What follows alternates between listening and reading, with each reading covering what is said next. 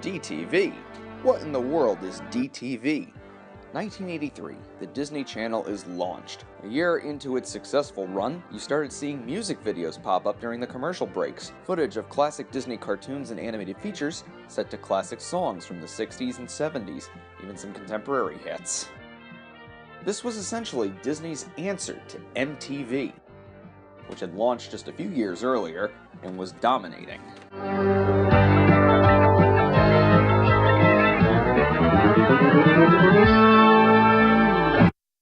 Naturally, Walt Disney Home Video had to pounce on that, and thankfully, they seem to have the rights to do so. In my hand is one of the original volumes that was released during the holidays of 1984 for Walt Disney Home Video's Wrapped and Ready to Give promotion. The Wrapped and Ready to Give promotion was also a springboard for the first ever title in the Classics line, Robin Hood. So, the DTV tapes were actually a pretty big deal during this sale, and you had multiple volumes. This one's pop and rock. It's a nice mix of different genres from the 1960s. You've got some rhythm and blues and soul with Martha and the Vandellas, Stevie Wonder, and you also got more bubblegum pop like Tommy Roe, and then you have some retro 50s rock like the Diamonds, even some novelty songs like Sheb Wooley's The Purple People Eater. And then you have some Elvis, you have some Beach Boys. You have a nice mix of songs here. All of them put you in a rockin', toe-tapping mood. Each of these music videos are actually pretty well edited and sync up to the songs pretty well. Some of them are a little weird in some ways, but for the most part they sync up and they work. I quite like this idea of combining classic Disney animation, the movements, the verve, the energy of all that great animation from the cartoons and the feature films, with these great pop songs, which also had a lot of energy and movement to them.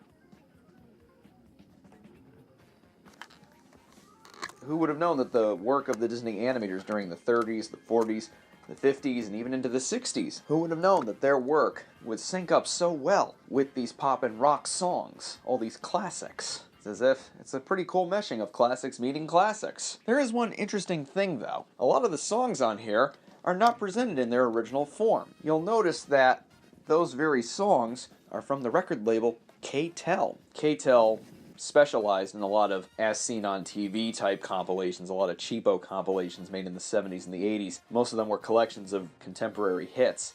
Some of them were collections of classic hits. This is my Keitel LP of Creedence Clearwater Revival hits. As you could tell, it's way off from what a Creedence Clearwater Revival cover would look like. It looks very contemporary, it looks very 70s. And not like the kind of cover the band would use for one of their albums, be it a compilation or a studio album. You could tell that this is some kind of as seen on TV package. It just kind of has that dated, kitschy charm to it. But you get the idea. They made all these compilations, they churned them out, and lots of people bought them up. They were quick, they were easy, and they had a lot of hits on them, so they didn't have to go out and buy all the singles, or buy multiple albums with all those songs on them. Anyways, apparently Disney couldn't get the rights to the original recordings of these songs, so had to settle for these Keitel versions. And some of them are kind of interesting. Some of them sound nice on the ears, while others, you definitely want to hear the original more so than anything.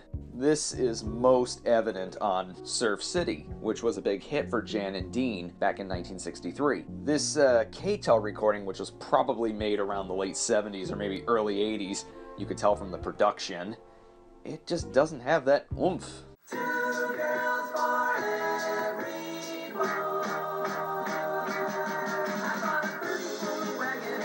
Yeah, the harmonies are not the same. Another good example here is the Keitel version of Dizzy. The original Tommy Roe song was kind of a bubblegum single in 1969, but it was kind of innovative in some ways with chord changes and the way it was structured. They keep that, but it sounds definitely more like a disco song with the instruments they're using for this re-recorded version. Dizzy.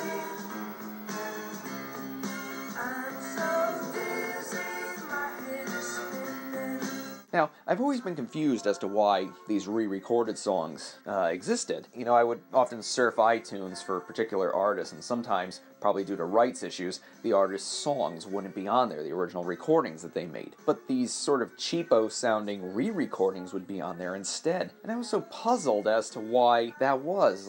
Is it just because it's a rights issue, or is it because, or maybe because they did do a re-recorded version and that's the only one they could get the rights to? I read something somewhere saying that artists like Tommy Roe and like others out there, they had to re-record those hit songs of theirs, because these were artists that weren't as prolific. They weren't like the Beatles, where they had everything under one roof, and, you know, everything they released was something of a hit.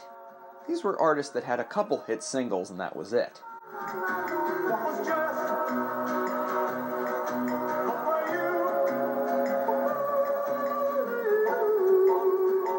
And in the case of these artists, I heard that they had to re-record those songs over the years in order to keep getting money from them, because the record companies, I guess the rights would shift and there would be buyouts, or the rights to the songs would be going to other people, and the original artists wouldn't get any of it, so they had to re-record those songs over the years in order to keep getting royalties.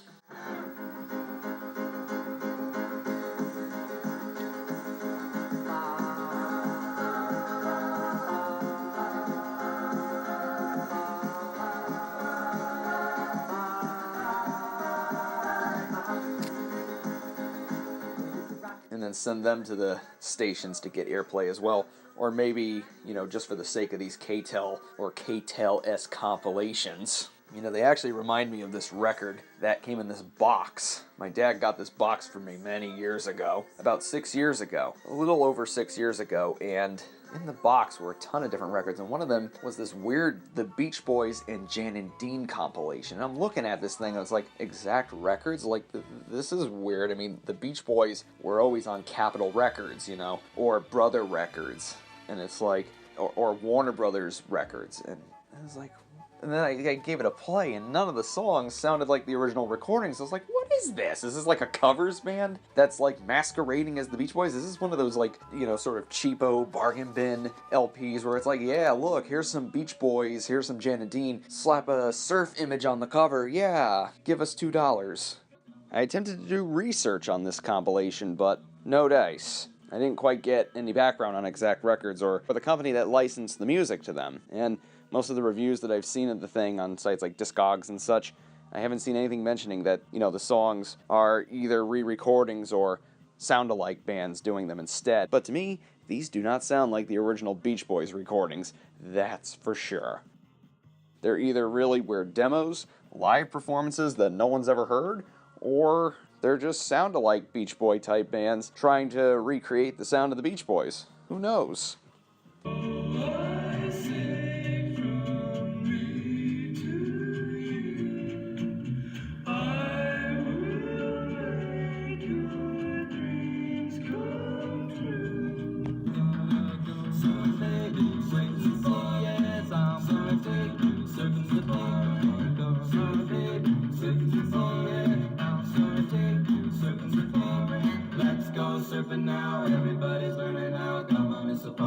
Oh, and the version of Surf City here is pretty much the same one that's on the DTV tape. Have a listen.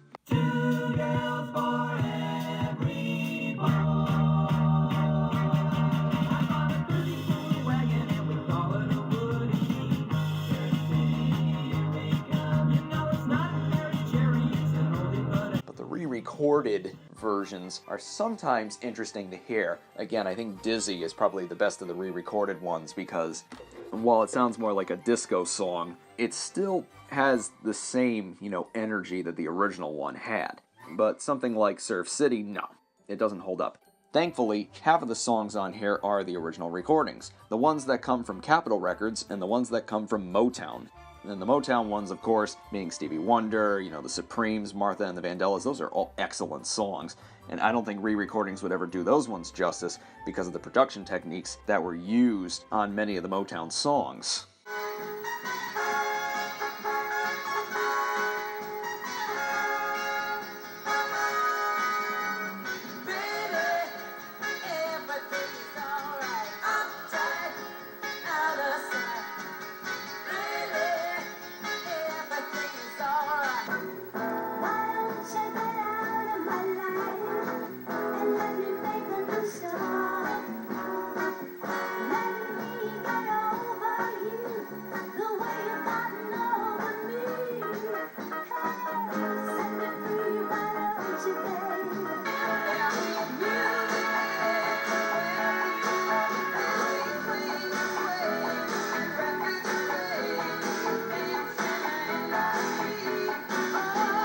Not to mention the, you know, the harmonies and just how they went about mixing and, you know, putting together those recordings back then. And you got one recording from Capitol Records, that's the Beach Boys' Dance, Dance, Dance. It's the original recording, thankfully.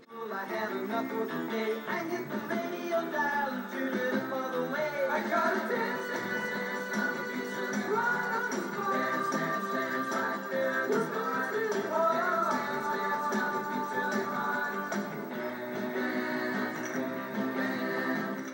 And then you also have originals like Johnny Burnett's Dreamin', which was on Liberty Records, the Dovells' You Can't Sit Down, which was on APCO, and also the Elvis Presley songs, thankfully, are the original recordings. I'm gonna stick like glue, stick, we're gonna stuck on you.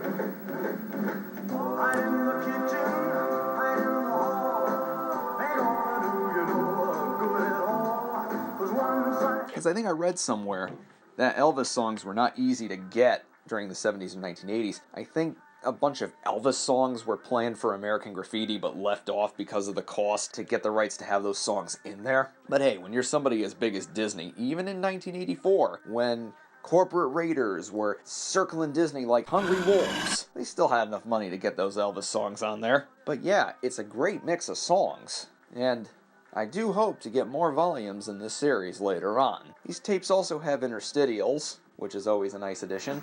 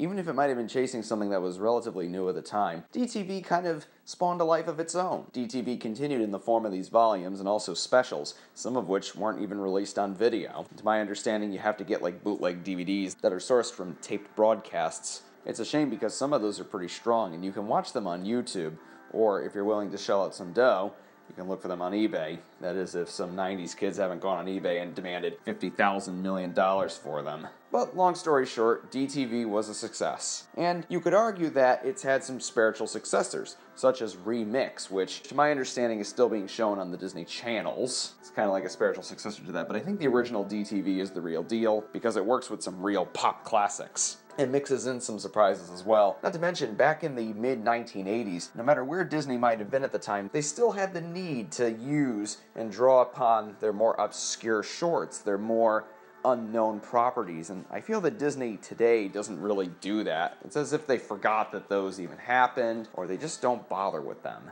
So, the DTV series, when I watched this volume, I was pretty surprised to see what they were using on this collection, what they used on this collection, what shorts they used, what feature films even. The Disney cartoon library is actually pretty large. Disney really considered these things and released them on video, but nowadays you gotta kind of dig for them, even the good classic cartoons. I mean, there's no Blu-ray of all the silly symphonies. I mean, that's an injustice. Come on, Walt Disney Studios Home Entertainment, get on it! I don't care if you've been folded into the TV division or whatever division you've been folded into. You need to give us good stuff, and none of this Disney Movie Club exclusive stuff. I mean, come on. A lot of these shorts are great. A lot of these shorts are real works on their own, and they should be released.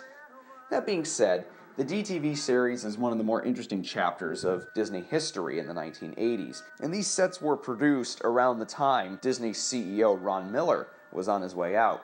to be replaced by Michael Eisner in an all-new regime that changed the company completely. Towards the end of Miller's run, Disney did invest in some pretty interesting things, and I think the DTV series is one of them. And again, it must have been that successful that they kept doing it long after Miller was gone. So, like I said earlier, I hope to get more volumes in this series, not just for the tunes and for the animated shorts, but also a little more context on the series' history. Baby,